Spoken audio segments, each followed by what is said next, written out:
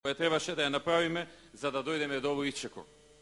Независно што добивањето на датумот е одложен, по инсистирање на Грција со цел да се изврши притисок за промена на нашето име и нашиот идентитет, сепак овој извештај и оваа препорака е признание за нашите напори, потврда на капацитетот на Македонија да се модернизира самата и да се подготви за полноправно членство во Европската Унија. Многу од вас тука присутните допринесовте да дојдеме до овој успех. Ви благодарам за поддршката, ви благодарам за довербата, ви благодарам за вложената енергија, за потрошеното време за Македонија.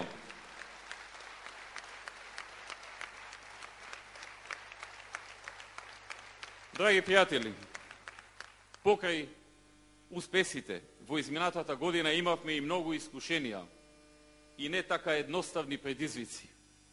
Еден од нив беше најголемата во последните 80 години глобална светска економска криза, која не можеа да ја предвидат ни најмокните, ниту најразвиените држави во светот, ниту пак така лесно да се справат со неа.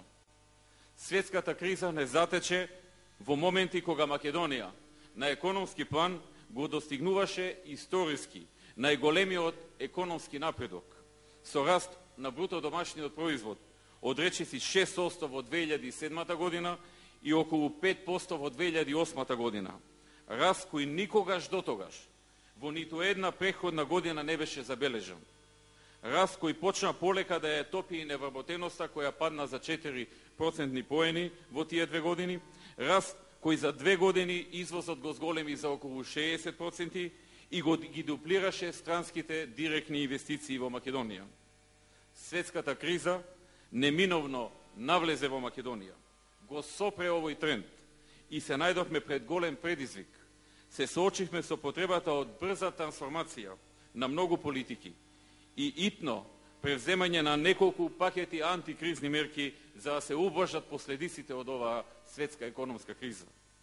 Независно што пред неполни 2 месеци Меѓународниот монетарен фонд официјално соопшти дека Македонија е земја која најдобро се снајде за време на кризата, при што не правејќи ангажман со Меѓународниот монетарен фонд покажавме и силен собствен капацитет за справување со кризата, независно што успеавме да имаме трет најмал пат на економијата во Европа, независно што за време на кризата не пропадна ниту една банка, како што беше тоа случај во голем број на други држави, независно што успеавме да спречиме драстичен пораст на невработеноста, сепак ударот од светската економска криза го почувствувавме сериозно и воопшто не беше лесно да се преброди оваа непланирано многу тешка економска година.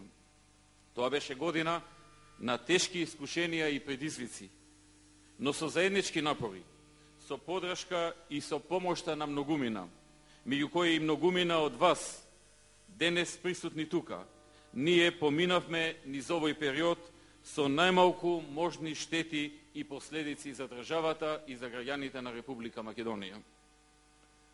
Второ сериозно искушение и предизвик беа уцените и притисоците за промена не само на уставното име, туку и на идентитетот на македонците. Какви ли не црни сценарија ни се пласираа од различни страни, кои требаше уцената за прифаќање на неприфатливото да ја направат поприманлива. Сепак, ние сме партија која точно знае што сака и никакви притисоци од било каков вид не можат да ја изместат од зацртаното. Ние сакаме Македонија да стане членка на НАТО и на Европската Унија. Тоа е наш врвен приоритет. Сакаме Македонија да добие датум за преговори и не само тоа, туку и да ги започне и заврши тие преговори и да станеме полноправна членка на Европската Унија. Придобивките од ова се бројни и многупати повторувани, но истовремено укажуваме дека уцените од онаков тип каков што ни беа пласирани неодамна, не само што не можеме да ги прифатиме во ВМРО ДПМН, туку едноставно тоа не може да помине кај македонскиот народ, а јас би рекол и пошироко кај граѓаните на Република Македонија. Деновиве, од устата на еден поранешен премиер на една соседна држава. Слушнавме дека постоеле и специјални фондови за плаќање на личности кои треба јавно да агитираат во правец да се наметнат позиции кои во нормален диалог очигледно не проаѓаат. Но има работи кои ни со пари, ни со агитација не се добиваат. Овој проблем ќе се реши тогаш кога нашиот сосед ќе почне да не третира како народ, со своји потреби, народ со своји чувства, народ со своји емоции, народ со свое достоинство, со своја историја, со своја култура, со своја нација македонска, со свој јазик и со свој идентитет, народ со своја посебност и да погледнат кон нас како кон луѓе, а не како кон предмети кои можат да се купат или под притисок да се убедат. Проблемот ќе се реши кога ќе престане употребата на аргументот на силата, а ќе се разговара со аргументот на разумот. Нам ни треба разумен диалог. Ние мораме да разговараме за да подобро се запознаеме и да се разбереме. Блокадите и отсуството на диалог само не оддалечуваат. Се проба и со ембарго, се проба и со затворање на границата, се проба и со блокада за влез во НАТО и блокада за влез во Европската Унија. Слушнавме од поранешниот премиер, се пробало и со пари. Поминавме и низ многу други мрачни фази. Време е да се разбере дека во оваа држава има 2 милиони луѓе кои делат исти вредности како и сите останати во Европската Унија.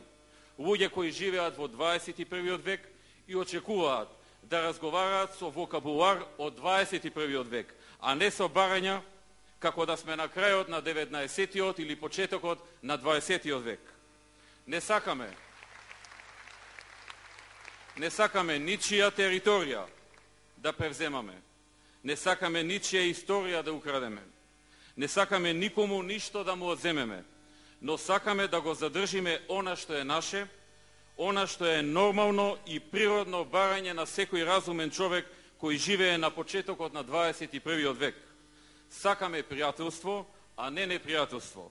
Прифаќаме и да се направи компромис, но не и диктат на услови и на уцени. Сакаме решение со кое и двете страни нема да се чувствуваат несреќно. Тоа е нашата борба. Тоа беше и тоа се уште е наш голем предизвик за еднината. Драги пријатели, ова беше година која ќе биде запомната и по големата подршка на земјоделецот. Рекордни 70 милиони евра се дадоа од буџетот за подршка на македонскиот земјоделец. Се распредели и многу слободна земја која почна да се обработува. Замислете, тутунарот почна да се чувствува среќен, но и поголем дел од земјоделците. Сепак, не сите. И ние мораме да продолжиме да работиме на понатамошна подршка на земјоделците, за да сите почнат да се чувствуваат среќни. Затоа, како што ветивме во програмата, следната година, во новиот буџет, одвоивме нови, не 70, туку 100 милиони евра подршка за македонскиот земјоделец, за директни субвенции во земјоделието, а обезбедивме и дополнителни 45 милиони евра од европските фондови преку ИПАР програмата. Како што ветивме, така исповедуваме. Во здравството, во кое има уште многу работа, започнаме 3 важни програми. Една за набавка на најсофистицирана медицинска опрема и апарати во вкупна вредност од околу 90 милиони евра, која во целост би се реализирала во 2010 година. Второ, заедно со Банката за развој при Советот на Европа, започнавме проект за голема градежна реконструкција и санација на повеќе од 2 децении запоставените болници и клиники.